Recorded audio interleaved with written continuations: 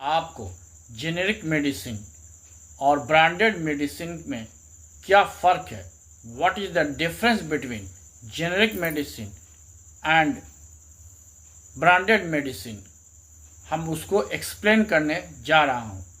जैसे एक हम पैरासीटामोल लेते हैं तो पैरासीटामोल का जो ब्रांड नेम है कालपोल है या ज़ीरोडॉल है, और उसमें केमिकल क्या है, इंग्रेडिएंट क्या है, उसमें है पैरासीटामोल। तो अगर हम ज़ीरोडॉल लेते हैं या कालपोल लेते हैं या सिर्फ पैरासीटामोल जेनेरिक मेडिसिन का पैरासीटामोल लेते हैं, तो दोनों की जो एफिकेसी है, दोनों की जो इफेक्टिवनेस है, बिल्कुल सेम है।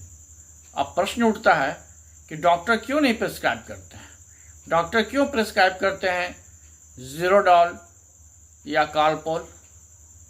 तो सबसे बड़ा क्वेश्चन ये है कि जो कंपनियां होती हैं वो जो अपना कॉस्ट जो होता है, जैसे कि मार्केटिंग कॉस्ट, एमआर रखना, एरिया मैनेजर रखना, रीजनल मैनेजर रखना, ऑफिस खोलना, डॉक्टर को टाइम टू टाइम गिफ्ट देना, केमिस्ट को टाइम टू टाइम गिफ्ट देना, ये सभी कॉस्ट को बढ़ाकर और ज़्यादा से ज़्यादा मुनाफा कमाना, इससे मेडिसिन का दाम जो होता है कई गुना बढ़ जाता है।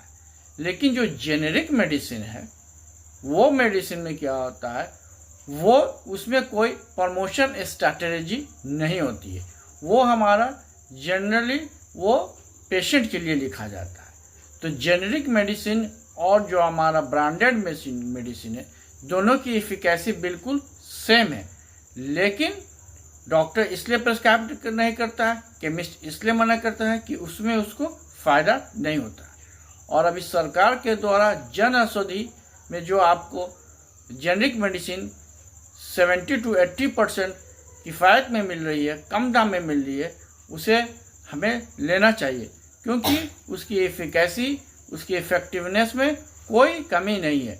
हमें डॉक्टर और जो केमिस्ट जो हमें दुविधा में डालते हैं कि ये मेडिसिन फ़ायदा नहीं करेगी, वो अपने सिर्फ पर्सनल बेनिफिट के लिए बोलते हैं।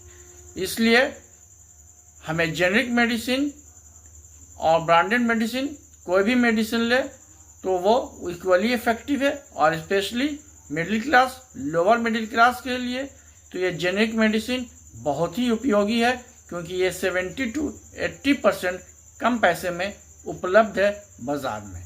Thank you.